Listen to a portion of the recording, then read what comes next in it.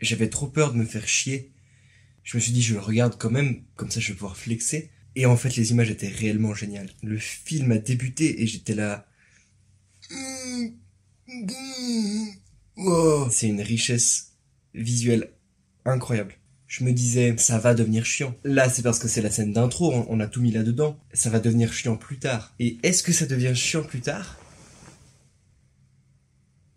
Je ne le dirai pas tout de suite. Le film se passe dans une ville dystopique, où les pauvres vivent sous terre, et les riches vivent en haut. Et Metropolis, c'est l'histoire d'un jeune homme des hautes classes sociales, qui est sensibilisé aux conditions de travail des basses classes sociales. Ensuite, on voit des images de révolte présentées sous l'angle d'une idéologie modérée, où les classes sociales peuvent s'entendre et trouver un équilibre, ce qui est une idée qui fait toujours plaisir aux classes dirigeantes. Moi, j'ai eu un peu de mal avec la façon dont tout ça a été joué. Je crois que c'est juste comme ça qu'on faisait à l'époque. Mais, par exemple, quand on vient annoncer au chef des riches que son fils est parmi les ouvriers, est-ce que sa réaction est, sachant qu'elle est muette, est-ce que vous pensez que sa réaction est subtile? Moi, ça m'a un peu saoulé et sorti du truc, fait que j'ai dormi pendant un petit moment quand même.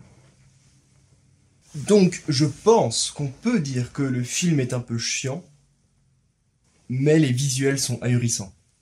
En regardant, je me demandais comment est-ce qu'en Allemagne, à l'époque, on a pu financer un truc pareil. Je serais assez curieux d'avoir un documentaire là-dessus.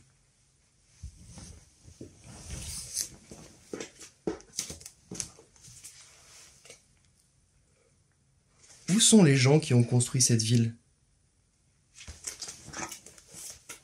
Ah merde, je sais pas du tout. 82?